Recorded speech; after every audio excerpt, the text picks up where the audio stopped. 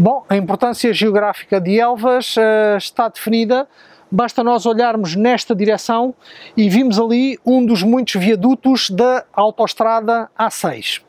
A partir de 1297, do Tratado de Alcanizes, que delimita a fronteira entre Portugal e, então, Castela, o caminho mais próximo para chegar de Toledo à época, porque só em 1492 é que a capital de Espanha passa a ser Madrid, até lá é Toledo, mas mesmo após 1492, o caminho mais próximo de Toledo ou de Madrid a Lisboa é passando exatamente por Elvas.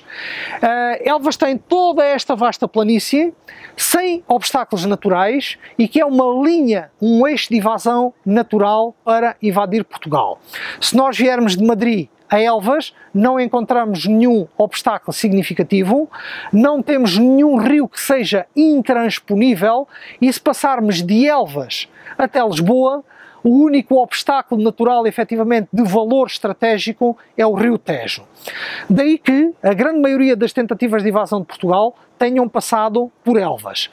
É, de facto, todo este conjunto geográfico que dá um valor tático e estratégico à posição de Elvas. Daí que, ao longo dos 8 séculos e meio da lusa nacionalidade, tenhamos tido a necessidade premente e constante de fortificar e melhorar as defesas de Elvas para nos opormos a todos os muitos ataques a que fomos submetidos ao longo da história de Portugal.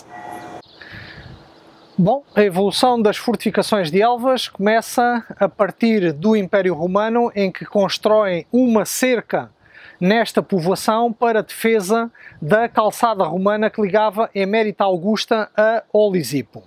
Com o fim do Império Romano e a chegada do Império Muçulmano, em cima daquilo que foi anteriormente a primitiva muralha romana, os muçulmanos constroem no século VIII aquilo que nós designamos a primeira cerca islâmica de Elvas, onde estamos exatamente em cima de uma das suas várias torres. Com a evolução em termos de população da povoação de Elche à época, chegamos ao final do século XI, princípios do século XII. Existe a necessidade de construir uma nova fortificação para a defesa da florescente população que habitava nesta povoação. Temos aqui à nossa frente, então, começamos pela Torre Cineira da Igreja de São Pedro. Debaixo, a parte de baixo da Torre Cineira é, então, uma das várias torres da Segunda Muralha Islâmica. Já a parte do campanário é cristã do século XIII, quando nós construímos a Igreja de São Pedro. Ao longo da Rua Sá da Bandeira vamos encontrar mais 3 torres que delimitam esta segunda cerca islâmica e que delimitam também, por sua vez, a Medina ou cidade islâmica.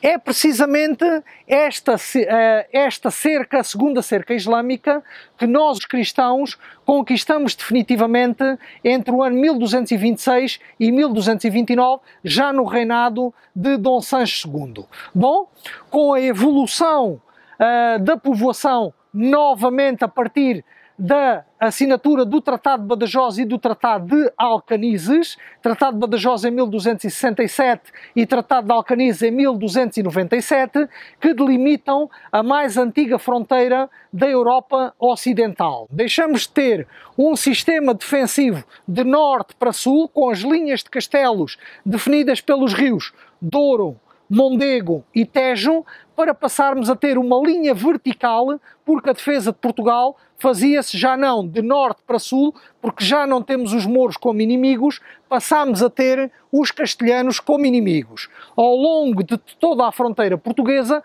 constroem-se linhas de castelos para defender em relação ao novo inimigo. É dessa época, precisamente, o atual castelo de Elvas. Evidentemente, o aspecto que nós vimos do atual castelo de Elvas é fruto do restauro da década de 1940.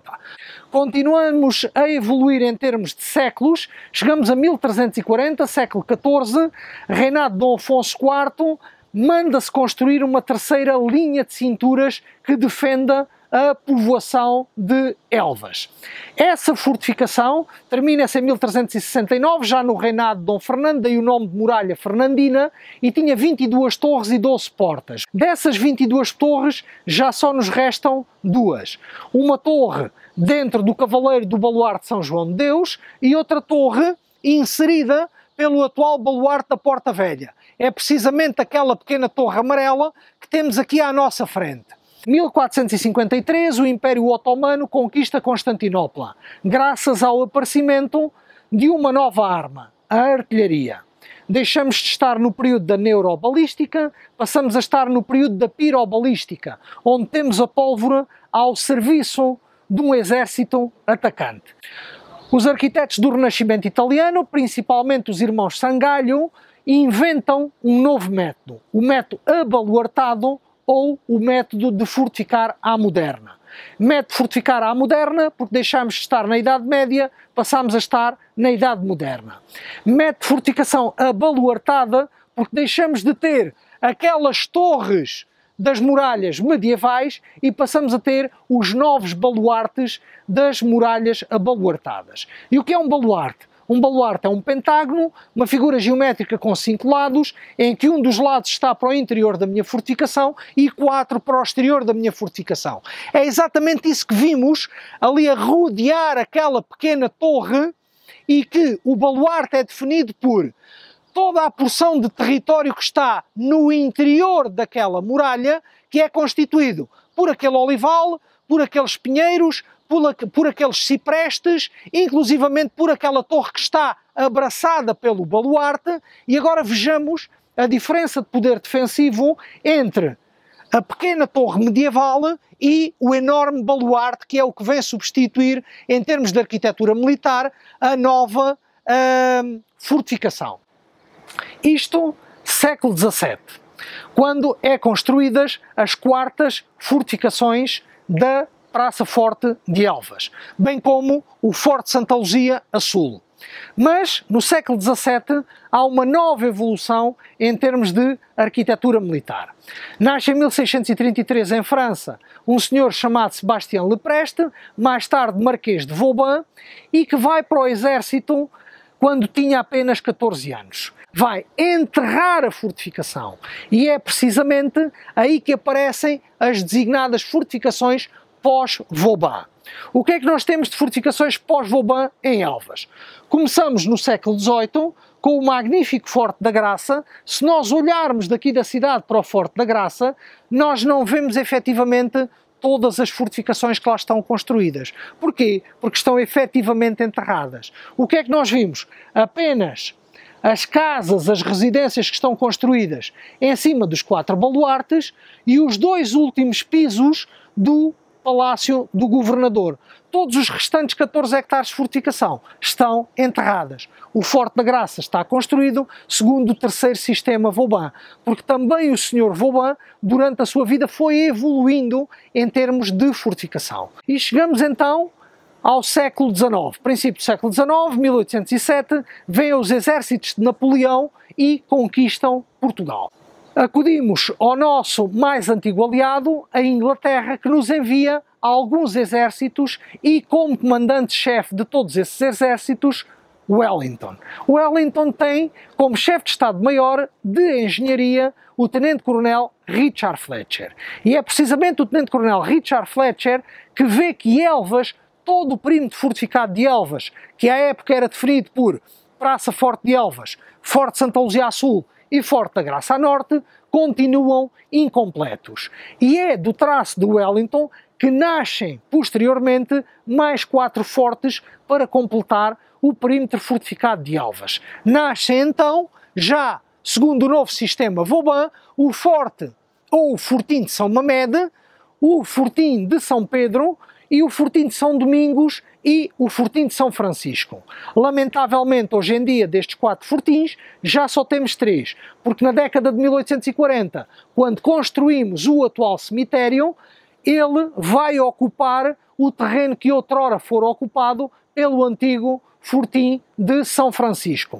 O fortim de São Francisco e o fortim de São Domingos tinham uma missão específica: defender o aqueduto da Amoreira, no Vale de São Francisco, a parte mais cara e mais problemática dos 12,5 km de extensão que tem o aqueduto da Amoreira, e de facto faziam essa defesa para que um exército atacante não nos cortasse esse abastecimento de água estratégico para a sobrevivência de Elvas. O aqueduto da Amoreira vem depositar a sua água dentro de uma das 113 cisternas que ainda hoje temos dentro da Praça Forte de Elvas. Não nos esqueçamos que o cerco e a Batalha das Linhas de Elvas duraram 82 dias. Desde 22 de outubro de 1658 até à Batalha das Linhas de Elvas, em 14 de janeiro de 1659. E nós, em Elvas, nunca teríamos resistido 82 dias de duro cerco se não fosse a dimensão estratégica que estava implementada nesta cidade, sendo ela 113 cisternas, a reserva estratégica de água, celeiros com reserva de cereal, e os fossos da fortificação, que são campos de pastagem para os vários rebanhos que aqui pastam e que fornecem carne para o alimento da povoação. É de facto todo este conjunto de fortificações, cisternas, celeiros, juntamente com os cerca de 40 conjuntos de quartéis que foram construídos no interior da cidade de Elvas, que dão toda esta dimensão estratégica a Elvas, que faz com que seja o principal eixo de evasão de Portugal e onde passaram a grande maioria das tentativas de evasão de Portugal.